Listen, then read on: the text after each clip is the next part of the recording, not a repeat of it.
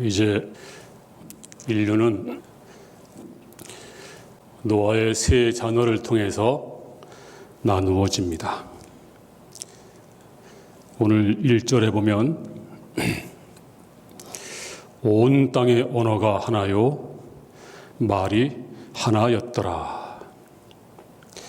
이제 홍수 이전과 그리고 지금까지는 말이 하나였습니다. 말이 하나라고 하는 것은 얼마나 중요한지 모릅니다. 외국어를 배워보신 분들은 이 말이 하나라고 하는 것이 얼마나 중요한지를 알 수가 있습니다.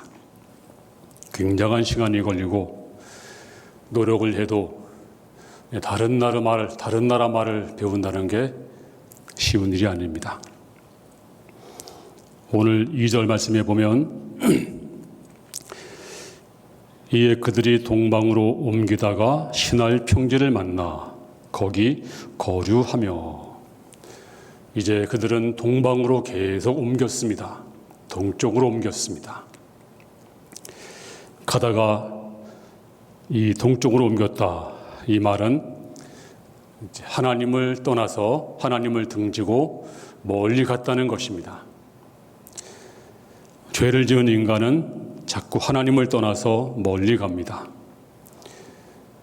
우리가 사랑하는 사람을 만나면 길거리에서 만나더라도 얼마나 좋아요.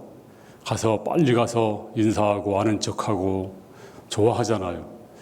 근데 뭔가 부담스럽고 뭔가 싫은 사람 만나면 어떻게 해요? 피해서 돌아갑니다. 만나지 않으려고 딴청을 피우든지 먼저 가든지 늦게 가든지 그래서 마주치려고 하지 않습니다. 이제 이 백성들은 하나님 앞에 죄를 짓고 점점 멀리 갔습니다. 가다 보니까 넓은 평야, 너무나 좋은 평지를 만납니다. 바로 그곳 이름이 신할 땅입니다. 그 땅은 농사하기도 좋고 그리고 살기 좋은 곳이었습니다. 자, 그들이 이렇게 말하고 있어요. 3절에 서로 말하되 자 벽돌을 만들어 견고히 굽자 하고 이에 벽돌로 돌을 대신하며 역청으로 진흙을 대신하고. 여기서 그들은 놀라운 발견을 합니다. 바로 그것이 벽돌입니다. 흙을 구워서 벽돌을 만들었습니다. 지금이야 벽돌이 뭐가 대단하냐. 그런데 이 벽돌이 그들의 문화와 삶을 바꾸었습니다. 그전까지는 나무로 집을 짓고 돌로 집을 짓고 흙으로 집을 짓고 그렇게 집을 지었는데 이제 벽돌을 지음으로 말미암아서 벽돌 문화, 벽돌로 그릇을 만들고 토기를 만들고 집을 만들고 그리고 벽돌은 돌보다 강합니다. 돌은 어때요? 시간 지나면 다 풍화작용으로 돌은 다 부서집니다. 그런데 벽돌은 그렇지 않습니다. 이 벽돌의 발견은 굉장한 발견이었습니다. 마치 오늘날 우리가 컴퓨터 이 온라인의 발견은 대단한 발견입니다. 국방부에서 한 여직원이 디스켓까지 왔다 갔다 하다 보니까 너무 불편한 거예요. 그래서 저쪽 사무실과 연결할 수 없을까 뭔가 하다가 발견한 게 최초의 온라인이었습니다. 그 당시에는 이것이 이렇게 엄청난 발견인 줄은 몰랐어요. 이제 온라인으로 학생들은 집에서 수업을 합니다. 온라인으로 교인들이 예배를 봅니다. 온라인으로 여러분들은 장을 봅니다.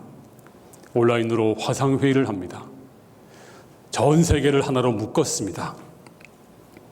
이것도 굉장한 발견입니다. 자, 그러니까 이 벽돌을 만들었는데 어떻게 했는가? 오늘 4절에 보니까 또 말하되 자 성읍과 탑을 건설하여 그 탑 꼭대기를 하늘에 닿게 하여 우리 이름을 내고 온 지면에 흩어짐을 면하자 하였더니 이 벽돌의 발견, 집을 짓고 항아리 만들고 그릇을 만들고 정말 좋은 발견인데 이 좋은 발명품으로 뭘 했나요? 하나님을 대적하는 데 사용하고 있습니다. 이 벽돌 가지고 성읍과 탑을 건설해서 하늘에 닿게 하자. 오늘날 인간이 핵을 만들었습니다. 핵은 정말 값싸고 좋은 물질입니다. 이거 가지고 전기를 값싸게 만들 수가 있습니다. 그리고 우리 인류를 위해서 도움을 주는 좋은 물질입니다. 근데 우리 인간들은 핵을 가지고 사람을 대량 살상하는 핵무기를 만들었습니다. 인간은 고상하게 보이지만 본성이 타락한 존재입니다. 요즘에는 지문으로 문을 여는 시대가 됐습니다. 열쇠가 필요 없어요. 손만 갖다 대면 문이 열립니다. 근데 인간들은, 타락한 인간은 사람의 손가락을 잘라가지고 그 문을 열고 들어가서 도둑질을 합니다. 이게 인간입니다. 또 사람은 눈동자 가지고 문을 엽니다. 생체이식, 생체라고 해서 수천만 명을 눈을 갖다 대도 문이 안 열립니다. 단 한 사람의 눈동자만 가지고 문을 여는 것입니다. 어떡하나요, 사람들이? 타락한 인간은 그 사람의 눈동자를 빼가지고 가서 문 열고 별짓을 다 합니다. 이게 인간입니다. 그래서 하나님이 주신 것을 가지고 악하게 사용합니다. 자, 그들이 성을 쌓는 이유가 있습니다. 오늘 저들의 성읍과 탑을 건설하여 그 탑 꼭대기를 하늘에 닿게 하자. 사람은 탑을 쌓는 존재들입니다. 탑을 좋아합니다. 우리 인간의 문화와 역사 보면 어딜 가나 탑이 있습니다. 피사의 사탑이 있고, 프랑스에 가면 에펠탑이 있고, 중국에 가면 전탑이 있고, 일본에 가면 목탑이 있고, 한국에는 석탑이 있습니다. 그리고 가는 곳마다 탑을 좋아합니다. 산 등산 가다 보면 사람들이 돌로 탑을 쌓아놓고 있어요. 보면 아슬아슬하게 굉장히 높이 쌓고 있습니다. 제가 청년 때는 그걸 보고 참질 못했어요. 이게 우상이로구나. 등산할 때마다 쌓여 있으면 무조건 허는 게 헐었습니다. 지금은 안 그래요. 근데 그 당시는 참을 수가 없었어요. 도대체 사람들이 왜 탑을 쌓는 거야? 근데 탑을 쌓는 게 인간의 본성인 것 같아요. 바로 우리 교회 앞에 있는 우리 갈보리 쉼터에도 아이들 들어가면 탑을 쌓더라고요. 항상 들어가면 아이들이 그 책상 위에다, 탁자 위에다가 돌멩이를 쌓아놓고 나와요. 저 가면 그거 없애는 게 지금도 일입니다. 애들만 들어가면 탑을 쌓아요. 참 이상하다. 왜 탑을 쌓을까? 사람들은 자꾸 높아지려고 합니다. 그것도 높은 탑을 쌓기 원합니다. 또 인간의 문화와 인간의 그 역사 가운데서는 요즘에는 빌딩을 짓는데 경쟁을 하고 있습니다.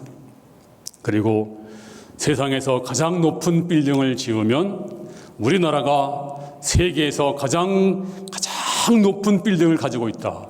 자랑을 하고 있습니다. 그러면 그거 질세라 다른 나라에서 조금 더 높은 빌딩을 지어요. 그리고 우리가 이겼다. 또 다른 나라에서 질세라 또 더 높은 빌딩을 짓습니다. 지금은 빌딩 경쟁 시대입니다. 근데 이상한 것은, 참 놀라운 사실은 우연의 일치일지 모르지만 빌딩을 짓자마자 나라가 망합니다. 또 나라가 큰 어려움에 빠집니다. 회사가 망합니다. 파산합니다. 이게 우연의 일치일지 모르지만 사실입니다. 엠파이어 스테이트 빌딩이 있습니다. 이 빌딩은 1931년도에 지어진, 그 당시 우리나라는 리어커도 없었어요. 우마차밖에 없던 시절입니다. 그런 시절에 바로 이 미국은 이 어마어마한 빌딩을 지었습니다. 근데 이 빌딩을 지금 봐도 이 빌딩은 너무너무 굉장한 빌딩입니다. 근데 이 빌딩이 1931년도에 준공을 했습니다. 준공하자마자 미국의 대공황이 불어닥쳐가지고 굶어 죽고 파산하고 폭동 일어나고 미국은 혹독한 시간을 보냅니다. 그리고 나서 이 대공황을 탈출하고 나서 그들은 또다시 미국에서 전 세계에서 가장 높은 빌딩을 짓습니다. 그 빌딩이 바로 세계 무역센터. 1966년도에 시작을 해서 1973년도에 완공을 했는데 높이가 528m, 7년 넘게 이 건물을 지었습니다. 그런데 이 건물이 어떻게 결말났나요? 보시다시피 1993년도에 빈라덴에 의해서 그 테러 조직 알카에다에 의해서 9.11 테러로 비참하게 무너지고 말았습니다. 그 이후에 이제 이 말레이시아에서 트윈 센터를 지었어요.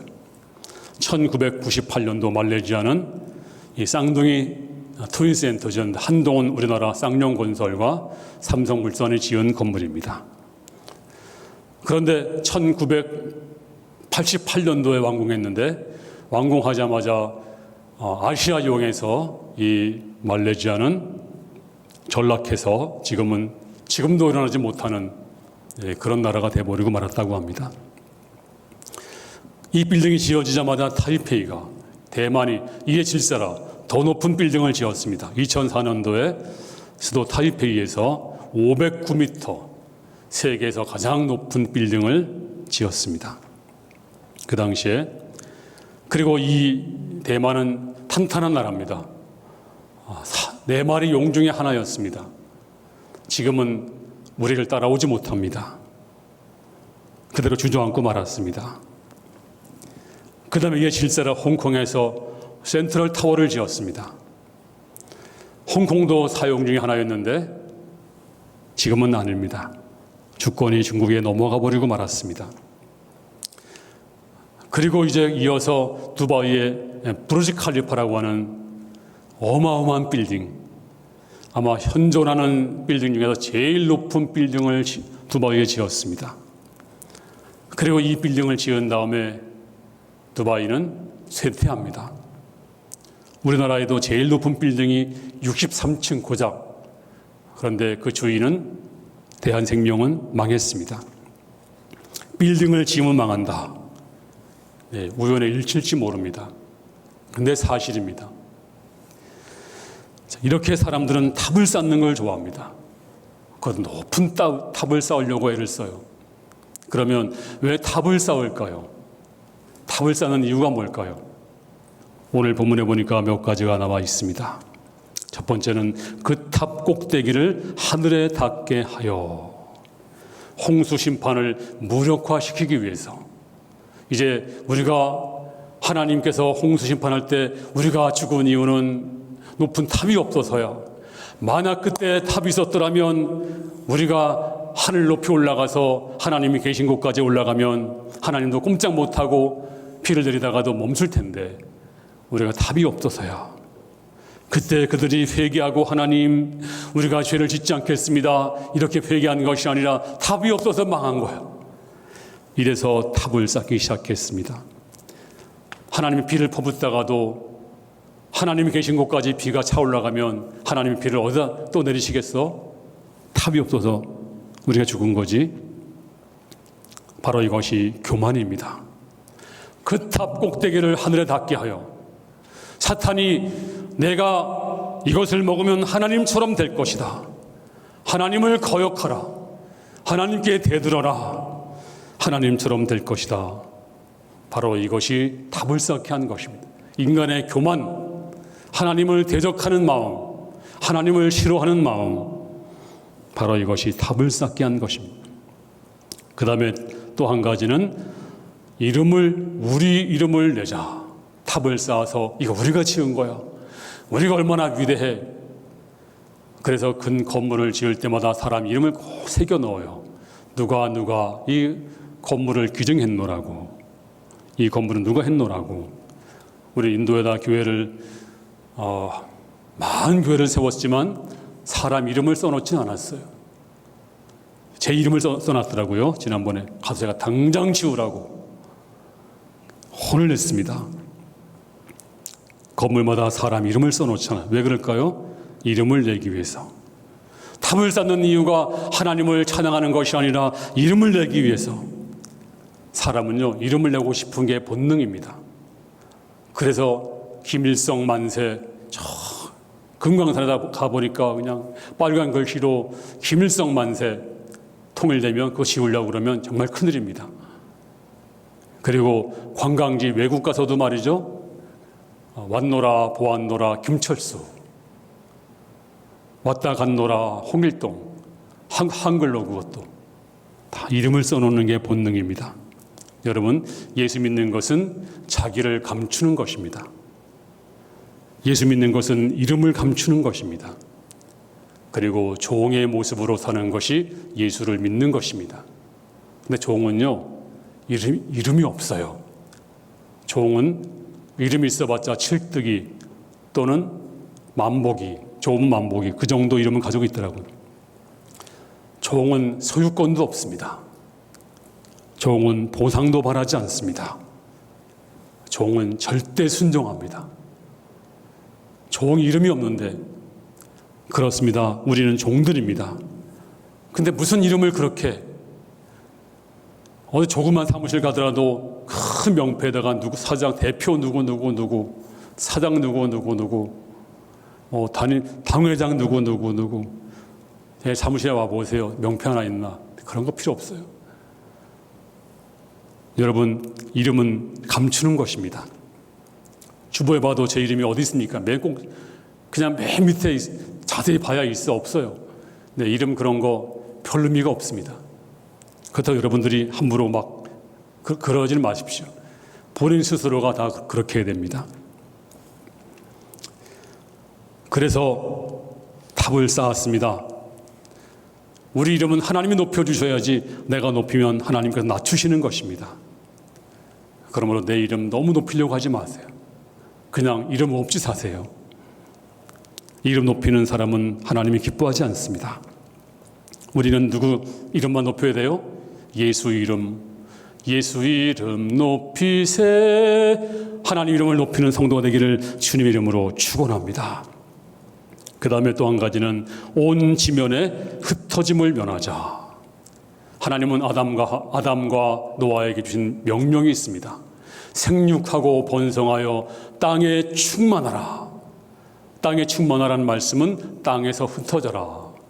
땅에서 흩어져서 충만히 땅을 다스리라는 말씀입니다. 그런데 오늘 보니까 흩어짐을 면하자. 이제 우리가 여기서 살자. 뭉치면 살고 흩어지면 죽는다. 놀라운 구호를 발견했습니다. 물론 뭉치는 게 나쁜 것은 아닙니다. 근데 왜 뭉치는가가 중요한 것입니다. 자기 이익을 위해서, 그리고 자기의 어떤 세력을 위해서 뭉치는 것은 하나님이 없는 뭉침입니다. 처음에 좋은 동기로 뭉치지만 하나님이 없는 이 뭉침은 결국은 타락합니다. 자기 이익만 보호하는 것입니다. 그래서 이익단체, 의사단체 보세요. 또 약사단체 보세요. 요즘에 단체들마다 자기 다 이익을 보호하잖아요. 한치 양보를 하지 않으려고 하잖아요. 그래서 저들은 뭉쳐 있었습니다. 그리고 탑을 쌓아서 하나님 앞 꼭대기까지, 하나님 면전까지 우리가 탑을 쌓자. 하나님 모시기에 너무나 가소로운 일입니다. 웃기는 일입니다. 시편 2편 1절에 어찌하여 이방 나라들이 분노하며 민족들이 헛된 일을 꾸미는가. 2절 하늘에 계신 이가 웃으시며 주께서 그들을 비웃으시리로다. 헛된 일을 꾸미고 있어요. 하나님이 웃으시고 있어요. 좋아서 웃는 것이 아니라 하도 어이가 없어서 웃는 것입니다. 마치 개미들이 사람을 대적한다고 탑을 쌓아보세요. 개미들이 아무리 쌓아봤자 사람 무릎까지도 못 옵니다. 그 밟아서 없애버리는데 1초도 안 걸려요. 하나님이 심판하면 정말 아무것도 금방 사라지는 것들입니다. 여러분, 세계무역센터가 7년간 지었습니다. 그런데 무너지는 건 순간 몇 초였습니다. 하나님 보시기에 정말 웃기는 일입니다. 이래서 하나님이 심판하지 아니하시고 오늘 5절에 보니까 여호와께서 사람들이 건설하는 그 성읍과 탑을 보려고 내려오셨더라. 하나님께서 내려오셨어요. 참 좋으신 하나님이십니다. 이 탑을 관광하러 온 것이 아닙니다. 마치 여러분이 피사의 사탑을 보려고 이태리 가는 것이 아니고 또 뭐 에펠탑을 보려고 프랑스 가는 것, 그런 마음으로 오신 것이 아니라 하도 우스워서, 하도 어이가 없어서, 또 다시 한번 심판하기는 하나님 너무나 사랑의 하나님이라서 오신 것입니다. 오셔서 어떤 일을 하셨나요? 첫째는 바벨탑을 쌓는 일을 중단을 시켰습니다. 오늘 6절에 여호와께서 이르시되 이 무리가 한 족속이요 언어도 하나이므로 이같이 시작하였으니 이후로는 그 하고자 하는 일을 막을 수 없으리로다. 야, 하나님 보시기에 말이 하나니까, 한 족속에다가 말도 하나니까, 마음이 하나 되니까 이거 어떻게 막나? 하나님께서 이제 어떻게 하셨는가? 바로 언어를, 말을 혼잡게 하신 것입니다. 하나님이 심판하시면 다 죽잖아요. 하나님이 성을 무너뜨리면 사람들은 엄청난 살상이 벌어집니다. 이래서 하나님이 효과적으로 언어를 혼잡게 하십니다. 그랬더니 갑자기 일을 잘하던 사람들이 야, 역청 가져와 하니까 벽돌 가져오고, 야, 벽돌 가져와. 아, 그러니까 또 이번에는 뭐 대패를 가져오고 망치 가져오고, 일이 진행될 수가 없었습니다. 근데 거기까지는 괜찮아요. 말이 틀리면, 말이 안 통하면 감정이 상합니다. 감정이 상하면 싸움이 벌어집니다. 도저히 공소할 수가 없어요. 그래서 사람들은 흩어져 버리고 말았습니다. 자연스럽게 흩어지게 됩니다. 말이 안 통하니까. 이 언어 혼잡에 대해서 생물학자, 동물학자, 언어학자들이 한결같이 이것은 과학적으로 증명을 할 수 있다. 우리 물론 과학이 전부가 아닙니다. 그 증거로서 미국에 있는 소나 한국에 있는 소가 서로 만나면 서로 저들끼리는 소통을 합니다. 아프리카에 있는 호랑이나 또 시베리아에 있는 호랑이나 사자나 만나면 동물들은 서로 소통을 해요. 그 나름대로 닭도 소도 서로 소통을 합니다. 인간 같은 말은 아니더라도 어느 세계 어디 있는 동물들이 서로 처음 보는 동물들이라도 소통이 가능하대요. 같은 동물이 아니더라도 동물끼리는 서로 주고받는 언어가 있습니다. 언어가 아니라 소통의 방법이 있습니다. 다 가능합니다. 근데 인간만 안 되는 거예요. 인간은 만나면 전혀 소통이 되지 않아요. 뭐 손짓 발짓은 몰라도 말 가지고는 소통이 되지 않습니다. 그래서 인간만 유일하게 소통을 할 수 없어요. 많은 세월을 가지고 배워야 됩니다. 근데 짐승들과 동물들은 종류가 달라도 어디 있더라도 즉각적으로 대화 소통이 가능합니다. 왜 사람들이 소통이 안 되는가? 바로 바벨론 사건 때문에 그렇다는 것입니다. 이래서 언어가 분열을 가져왔습니다. 여러분 집에서 싸울 때 어떻게 싸워요? 남편 아내 싸우면 하는 말이 안 통하네. 말이, 이 사람 말이 안 통해. 말이 안 통하는 것입니다. 그래서 인간의 죄로 말미암아서 바로 이 복을 잃어버리게 되었습니다. 오늘 7절에 자 우리가 내려가서 거기서 그들의 언어를 혼잡하게 하여 그들이 서로 알아듣지 못하게 하자 하시고, 우리가 내려가서, 아니 하나님은 한 분이신데 혼자 내려가시지 왜 우리가 내려갑니까? 우리는 바로 여기서 삼위일체 하나님을 발견할 수가 있습니다. 하나님은 우리의 형상대로 우리의 모양대로 사람을 만들자. 하나님은 삼위일체 하나님입니다. 하나님은 삼위로 계시지만 영광이 동등하고 능력이 동등하고 영원히 동등하신 분입니다. 그래서 삼위일체 하나님이 강림하십니다. 그리고 이제 언어를 이제 혼잡하게 만드시고 흩어지게 만들었습니다. 왜 그랬나요? 가장 효과적으로. 그런데 이 언어가 회복될 때가 있습니다. 언제였나요? 하나님이 맛배기로 보여줄 때가 있었어요. 바로 마가 다락방에서 120명의 성도들이 열심히 기도하다가 성령을 받았습니다. 갑자기 방언이 터졌습니다. 저들은 무슨 말을 하는지 몰랐습니다.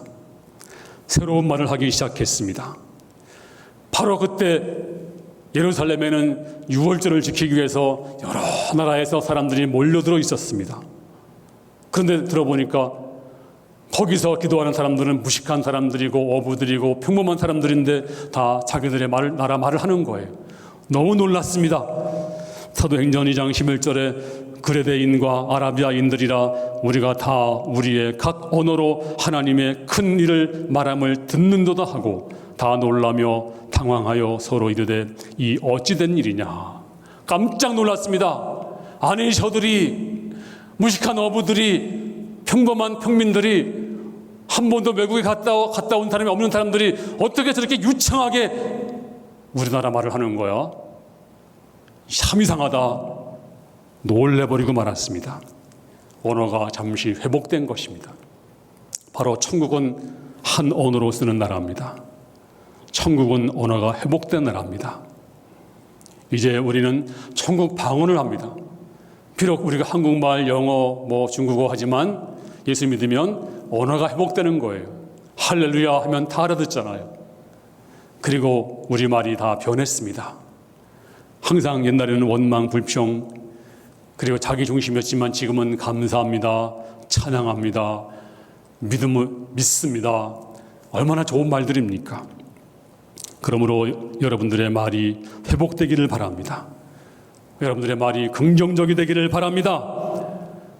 여러분 말이 회복되어서 하나님을 기쁘게 하는 천국 언어 사용하기를 주님의 이름으로 축원합니다. 오늘 8절에 여호와께서 거기서 그들을 온 지면에 흩으셨으므로 그들이 그 도시를 건설하기를 그쳤더라. 이제 하나님이 잠깐 저들의 말을 혼잡케 하시니 그 어마어마한 성을 쌓던 사람들이 그쳐버리고 말았습니다. 아까 말씀했습니다만 무역센터 7년간 지었지만 무너지는 데는 단 몇 초였습니다. 거기에 세계 내놓으라 하는 경제 전문가들 브레인들이 모여서 거기 아무나 근무하는 게 아닙니다. 무너지는 데는 몇 초밖에 안 걸렸습니다. 바벨탑은 겉으로 볼 때는 굉장히 웅장하고 멋있는 금자탑이었습니다. 하지만 하나님이 잠깐 하니까 그 탑은 중단되고 말았습니다. 근데 여러분 중에서 바벨탑은 나와 상관이 없어, 난 그런 탑을 쌓아본 적도 없고 구경도 못했어.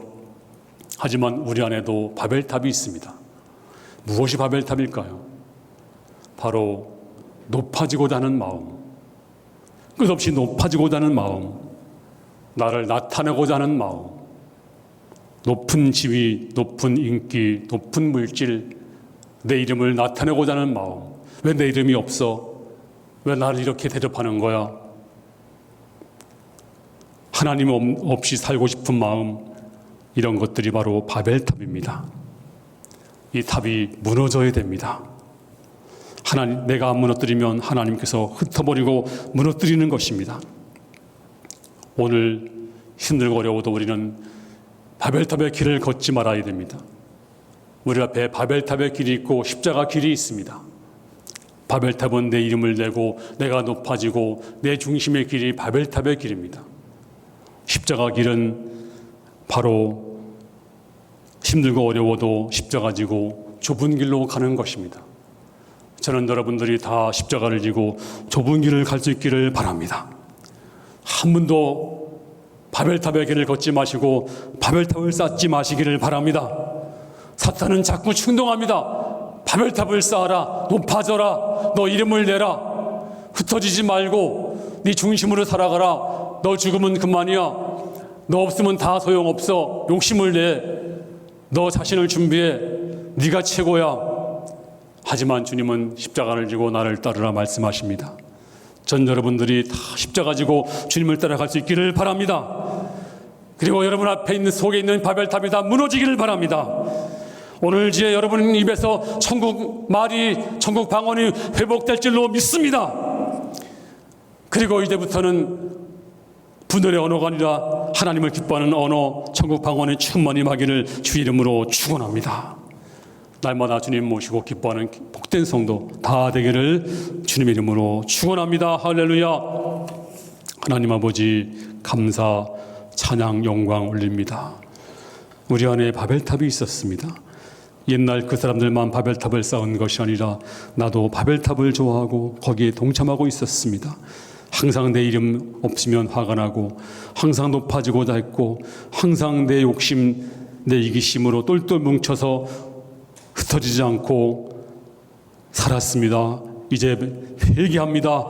십자가 길을 걷겠습니다. 좁은 길을 걸어가겠습니다. 믿음으로 살겠습니다.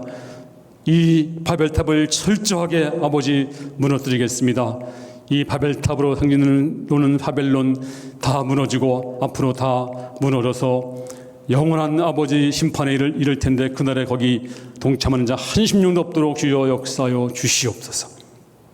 아버지 성령님을 모시고 이제 언어가 회복되었던 오순절 다락방으로 다 돌아가게 하여 주시옵시고 이제 내 마음 지성소에 바벨탑이 아니라 성령님 모시고 하루하루 살아가는 성도 되게 하여 주시옵소서.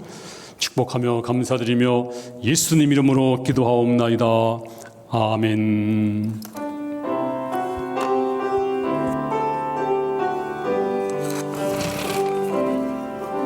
주 나의 모습 보네 상한 나의 맘 보시네 주 나의 눈물 안에 홀로 울던 맘 아시네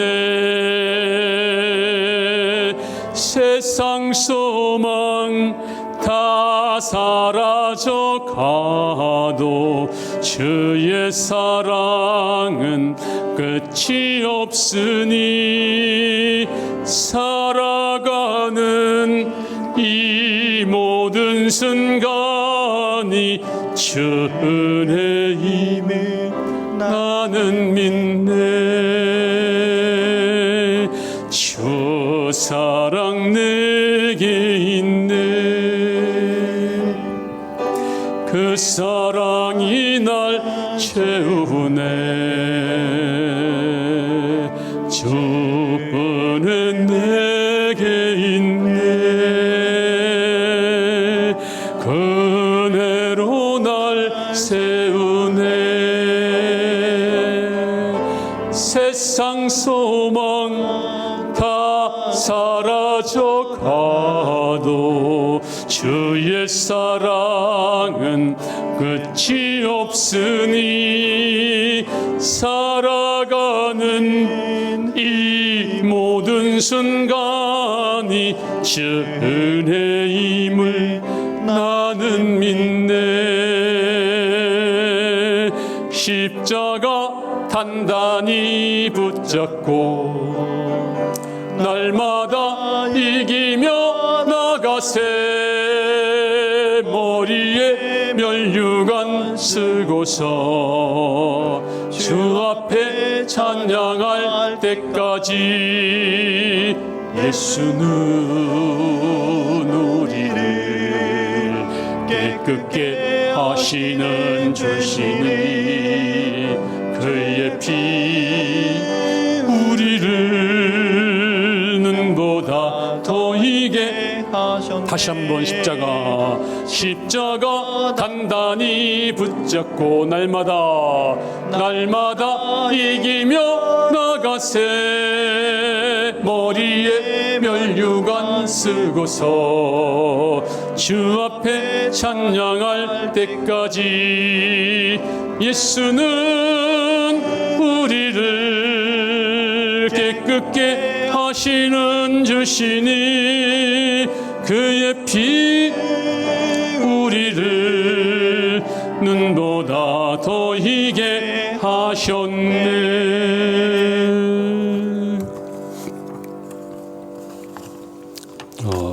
정부에서 교회 소모임을 금지했다가 다시 보니까 교회 소모임을 별 문제가 없다라고 판단이 돼서 그런지 해제를 했어요. 근데 우리 교회는 소모임을 가져보지 않았거든요. 한 번도.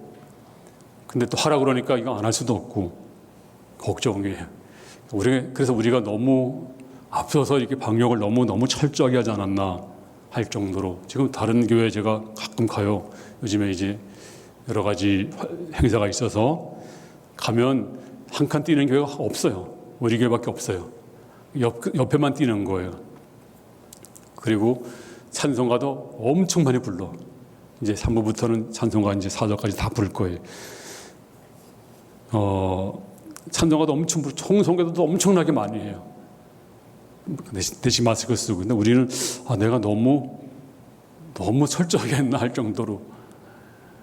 근데 우리는 이제 코로나가 지나가기를 바라지 말고 이제 코로나 더불어 살아야 되고 여기서 할 일을 찾아야 됩니다. 이 코로나 전국에서도 전도할 수 있는 길이 있고 봉사할 수 있는 길도 있고 다 찾으면 됩니다.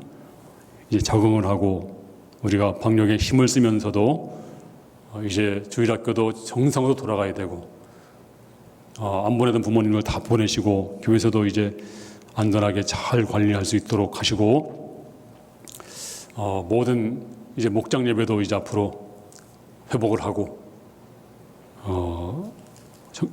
물론 이제 우리가 뭐 옛날처럼 할 수는 없어요. 근데 방법은 다 있습니다. 우리가 가정에서 안 모이고 이제 주일 예배 끝나고 나서 교회에서 모여도 되고, 근데 모일 때는 철저하게 안전 수칙을 지키고 모이고, 근데 이렇게 이제 무조건 안 모이고 무조건 금지하는 것은 이게 능사가 아닙니다. 이제부터는 우리가 할 일을 찾아야 된다. 그렇게 하시고 이제 믿음으로 승리할 수 있기를 바랍니다. 작년 같으면 지금쯤 성경학교 수련회 뭐 참 바쁠 텐데 너무 교회가 한가해서 걱정이 돼요. 그러니까 여러분들이 행사 안 하더라도 수시로 교회 와서 기도하시고 수시로 교회 돌아보시고 교회 가까이 하는 성도가 될 수 있기를 바랍니다. 전교인 가정성경부 제가 지난주에 함정이 있다고 그랬어요. 아무도 못 맞힐 거라고. 2번 문제 보면 최초의 농사꾼이 누구인가요? 전부 다 노아라고 썼을 것 같아요. 노아가 맞는 답입니다. 100점입니다. 왜냐하면 그 옆에 성경 구절에 그렇게 나와 있으니까 100점이에요. 근데 만약에 가인이라고 쓴 사람은 빵점이에요. 가인이 아니죠. 가인도 농사꾼입니다. 노아보다 훨씬 더 전에 농사 지었어요. 누가 첫 번째 농사꾼이었나요? 아담이었어요. 아담을 하나님이 경작하게 하셨다. 그래서 아담이 땀을 흘려서 먹으리라. 성경에 분명히 기록되어 있어요. 그래서 아담이라고 쓴 사람은 200점이고 노아라고 쓴 사람은 100점. 원래는 틀린 건데 제가 아무도 못 맞힐 거라고 봤는데 물어보니까 맞히는 사람 한 명도 없어. 혹시 맞춰보시 아담이라고 쓰신 분 손 들어보세요. 없잖아. 참 노아라고 쓰셨죠? 네, 노아도 맞는 답이고요. 근데 정확한 답은 아담이었는데 이거 왜 그러냐면 사람들이 성경을 깊이 안 봐요. 또 함정을 팔면 다 틀려요. 그래서 성경을 이번에 한 목적은요, 골탕 먹이라고 한 것이 아니라 성경을 자세히 보라고 또 생각하라는 의미에서 제가 일부러 그래 봤어요. 목사님들도 다 틀린다니까요. 제가 시험해 봤어. 목사님들도 다 틀려요. 저도 마찬가지겠죠. 저도 그런 상황이라면, 그러니까 성경을 자세히 보면 볼 수 있는 어떤 그런 능력도 우리가 길러야 된다 하는 것입니다. 이제 우리 다 같이 기립하셔서 교회여 일어나라. 일어나시기 바랍니다.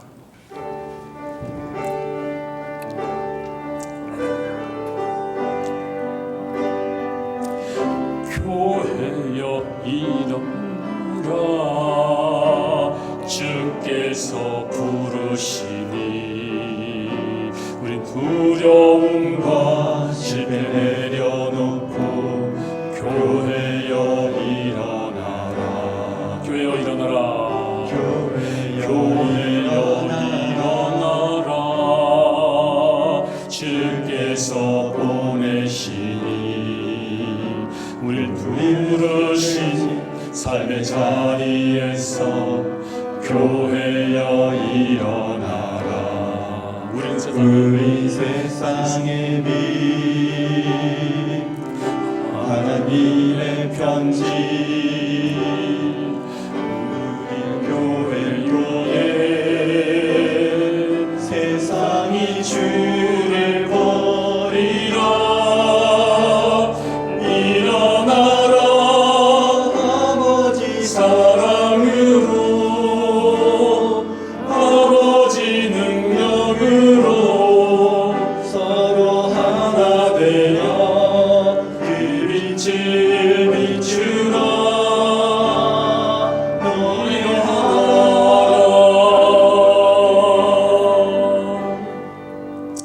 아버지 귀한 예물 주 앞에 드리면서 예배 드립니다.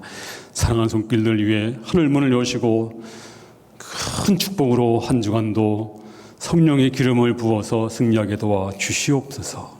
아버지 빚진 자가 있습니다. 빚을 갚게 하여 주옵소서. 사업이 막힌 자가 있습니다. 열어주시옵소서.